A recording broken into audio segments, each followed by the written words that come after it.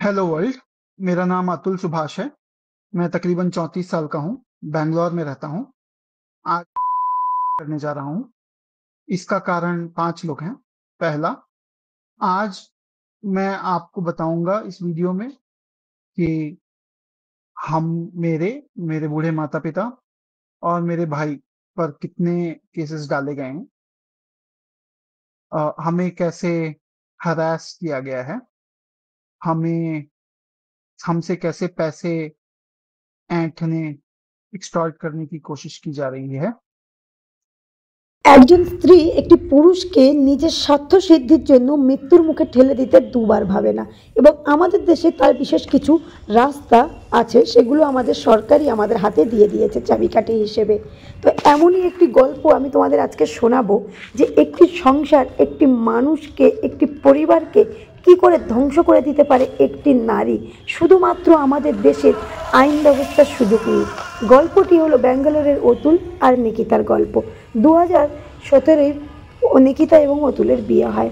সে সময় কিন্তু তাদের মোটামুটি ভালো চললেও বছরখানেকের মধ্যে একটি সন্তান হয়, এবং একটি সন্তান হওয়ার পরে নিকিতা কিন্তু অতুলের কাছ থেকে প্রায়শই টাকা দাবি করতে থাকে। সেই টাকা সে তার বাপের বাড়িতে পাঠাবে, কিন্তু একটা সময় পরে অতুল বুঝতে পারে যে তার পক্ষে আর এই টাকা সরবরাহ করা সম্ভব নয়।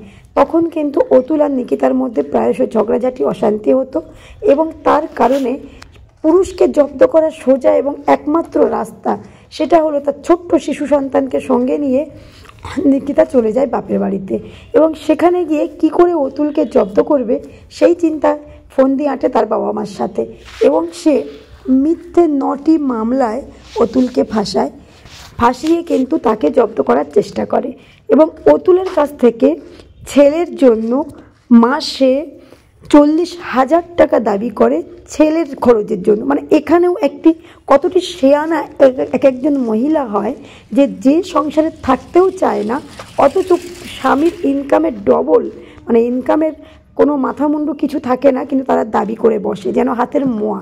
আর আমাদের দেশের আইন ব্যবস্থা এতটাই খারাপ যে সেখানে সেই মেয়েটির গালে ঠাস ঠাস করে চড় মারার জায়গায় সেখানে সওয়াল জবাব ডেট পড়তে থাকে।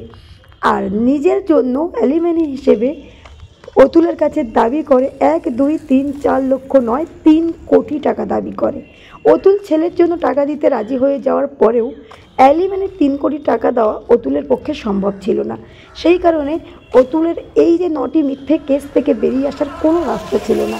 তার কারণ আমাদের দেশের মহিলা যদি কেস তুলে নেয় তবেই সেই কেস থেকে বাঁচতে পারে, আর সেটা জানার পরে কিছু অসভ্য বর্বর জানোয়ার মহিলা থাকে যারা স্বামীকে এবং স্বামীর পরিবারকে ফাঁসায়, কারণ তারা জানে যে এইভাবেই জব্দ করা যায়, বছরের পর বছর মানসিক টর্চার করা যায়।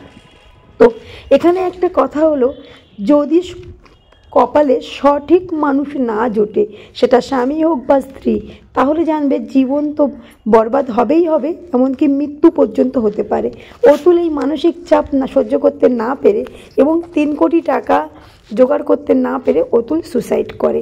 একটি 1.5 ঘন্টার ভিডিও এবং 40 পাতার একটি নোট রেখে যায়। সেখানে দাবি করে তার স্ত্রী এবং তার পরিবারই কিন্তু দায়ী তার মৃত্যুর জন্য, এবং তার মৃত্যুর পরে যেন তার স্ত্রী বা তার পরিবারের কেউ যেন তার কাছে না যায়, এবং তার সন্তানের জন্য একটি নোট লেখে যে আমি আমার বাবা মায়ের জন্য, তোমার যদি বেঁচে থাকি, তোমার মা আমার বাবা মাকে প্রবলেম করবে, তার জন্য আমি তোমার মতো একটি সন্তান ত্যাগ করতে পারি, আর তুমি আমার সন্তান, তোমাকে আমি খুব ভালোবাসি, তাই তোমার কারণে আমি আমার জীবন ত্যাগ করতে পারি।